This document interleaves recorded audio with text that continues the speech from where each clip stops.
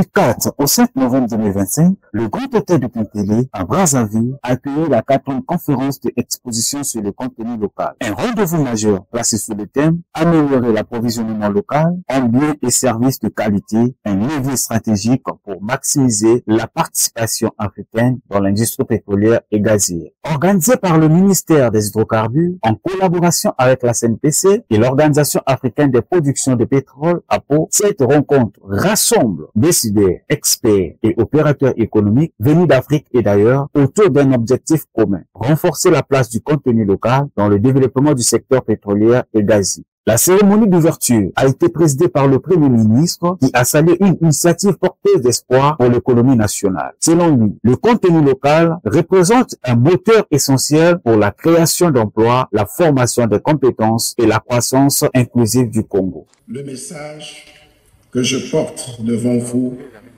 au nom de son Excellence, Monsieur le Président de la République, est simple. Le contenu local est le levier incontournable de notre souveraineté économique, de notre croissance, de la diversification de nos économies et du développement économique et social de nos pays. La République du Congo est fière d'accueillir le siège de l'APO et de contribuer à l'accomplissement des missions assignées à cette grande organisation continentale qui s'est révélée au fil des années comme une plateforme de réflexion et de coopération africaine dans le secteur énergétique. Par l'intermédiaire de son secrétariat, de sa vision renouvelée de ses partenariats stratégiques, l'APO continue de défendre les intérêts des pays membres, tout en favorisant l'intégration régionale et le développement énergétique durable. Nous réaffirmons notre engagement à soutenir les initiatives de l'APO, en particulier celles visant à renforcer le contenu local, à promouvoir le commerce intra-africain de l'énergie et à développer les technologies et les capacités humaines locales. Distingués invités, mesdames et messieurs, il est absurde pour un grand nombre d'observateurs que l'Afrique, avec la plus grande proportion de la population mondiale vivant sans accès à l'énergie, soit aussi le continent qui exporte la plus grande partie de son énergie, notamment 75% du pétrole et 45% du gaz produit. Nous ne pouvons pas nous asseoir sur des réserves de plus de 125 milliards de barils de pétrole et de plus de 650 millions de pieds cubes de gaz naturel et devenir la capitale mondiale de la pauvreté énergétique. C'est sur le constat de ce paradoxe que le continent tout entier invite notre organisation à travailler de façon harmonieuse. Et c'est dans cette optique que Brazzaville a ouvert ses portes pour abriter le siège de l'APO.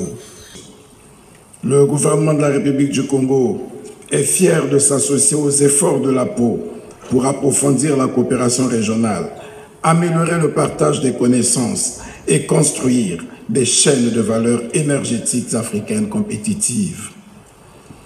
Nous félicitons à l'occasion le secrétaire de l'APO pour sa vision stratégique dans la poursuite des objectifs allant dans le sens de la construction d'une industrie africaine forte et dynamique autour du contenu local.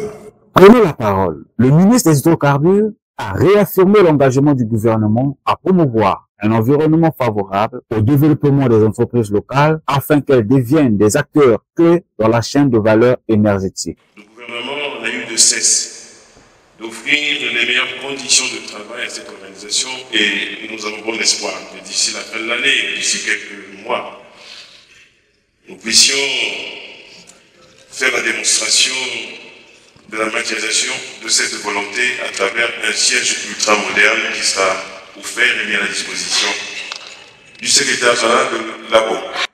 Au cours de notre mandat, nous avons fait de notre mieux pour nous mettre au service de ces réformes. Et nous pouvons nous réjouir de constater que la Cour est de plus en plus visible. Fait partie désormais des institutions énergétiques mondiales respectées. Est invitée à tous les grands rendez-vous. Que sa voix est écoutée au nom de l'Afrique.